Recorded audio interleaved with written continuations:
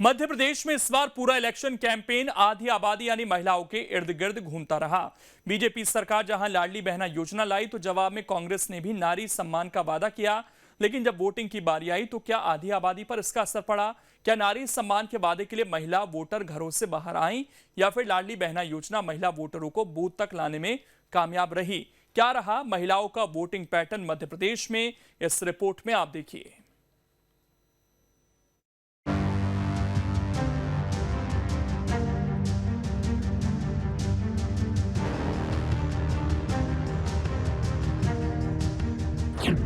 MP में लाडली बहना योजना का दिखेगा दमखम।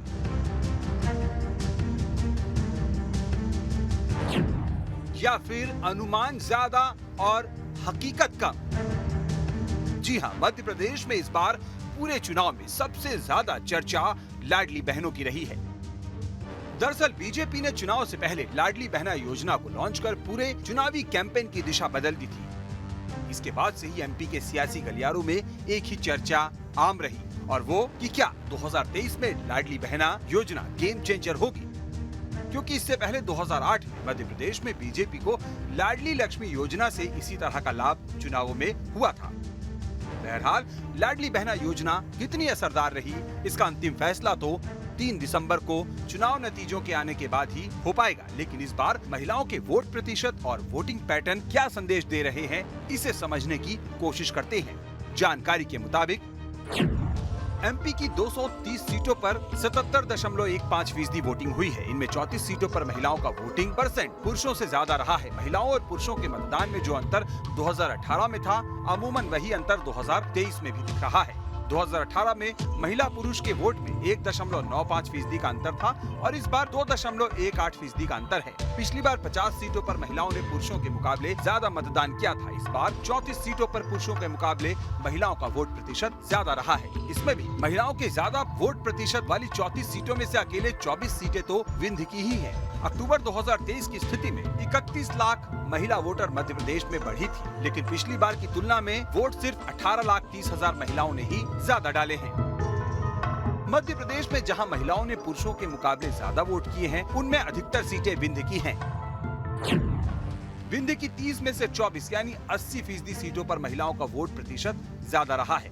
महिलाओं की ज्यादा वोट वाली 24 में से 19 सीटें बीजेपी और 5 सीटें कांग्रेस को 2018 में मिली थी। महाकौशल की 7 सीटें ऐसी हैं जहां महिलाएं पुरुषों के मुकाबले आगे रही। भोपाल के दक्षिण पश्चिम में भी पुरुषों ने 58.61% तो महिलाओं ने 59.66% वोट डाले हैं। तो ये वोटिंग पैटर्न हमने देखा। अब इसे लेकर कांग्रेस बीजेपी की थ्योरी क्या है, इसे भी समझने की कोशिश करते हैं।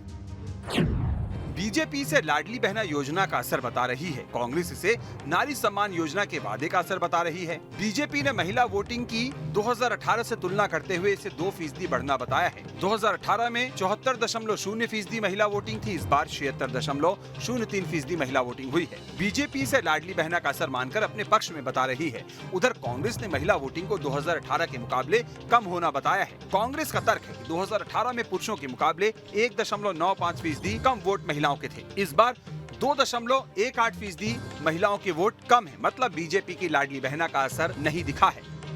देखिए, महिला वोटर्स में ये जागरूकता आई है, वो भारतीय जनता पार्टी की जो सरकारों ने जो काम किए, सिर्फ एक लाडली बहना एक योजना नहीं थी, पूरी श्रृंखला थी महिलाओं के सशक्तिकरण के लिए, जो 2005 से शुरू हुई और श्रृंखलाबद्ध हमारे 2023 तक ये योजनाएं आती रहीं। तो निश्चित तौर पर भारतीय जनता पार्टी की सरकार ने महिलाओं के जीवन स्तर को उठाने को, उनको सशक्त करने को, उनको नेतृत्व देने का जो काम किया है, उसका ही परिणाम स्वरूप था कि महिलाएं जागरूक हुई और अपने घर से बाहर निकली और वो मतदान करने आई। तो निश्चित तौर पर भारतीय जनता पार्टी के पक्ष में ही उन्होंने अपना वोट किया है। कांग्रेस ने तो इतने साल सत्ता में रही, कभी कुछ काम महिलाओं के लिए किया नहीं, उनके सशक्तिकरण के लिए कोई काम नहीं किया।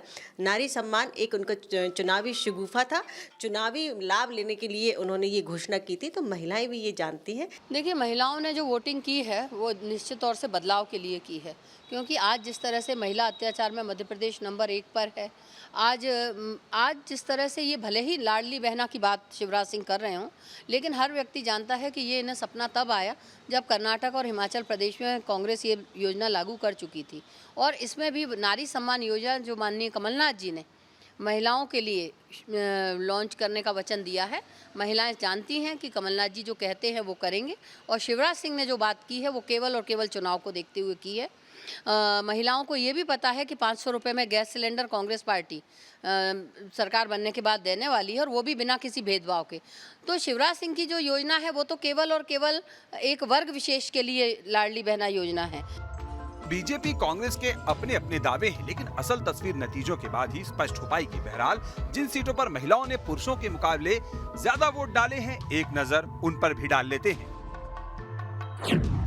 विंध्य की सीटों की बात करें तो चित्रकूट, रैगांव, नागौद, मैहर, अमरपाटन, रामपुर बघेलान, सिरमौर, सिमरिया, त्योंथर, मऊगंज, देवतालाब, मनगवा, गुड़, चुरहट, सीधी, सिहावल, चितरंगी, धौनी, ब्यौहारी, जयसिंह नगर, जैतपुर, अनूपपुर, पुष्पराजगढ़ और मानपुर में महिलाओं ने पुरुषों के मुकाबले ज्यादा वोट डाले हैं। इसी तरह महाकौशल की सीटों की बात करें तो इनमें सिहोरा, बिछिया, निवास, मंडला, बैहर, लांजी और परसवाड़ा शामिल हैं। अन्य सीटों की बात करें तो भोपाल दक्षिण पश्चिम, पवई और पन्ना में महिलाओं ने पुरुषों के मुकाबले ज्यादा वोट डाले हैं। इसमें कोई दो राय नहीं कि मध्य प्रदेश में पिछले 4-5 चुनावों से लगातार महिलाओं का मतदान प्रतिशत बढ़ रहा है। लेकिन बात करें 2023 की तो चुनाव परिणाम से पहले ये कह पाना बेहद मुश्किल है कि लाडली बहना योजना इस बार कितनी गेम चेंजर रहने वाली है। हालांकि बीजेपी को इस योजना से काफी उम्मीदें हैं।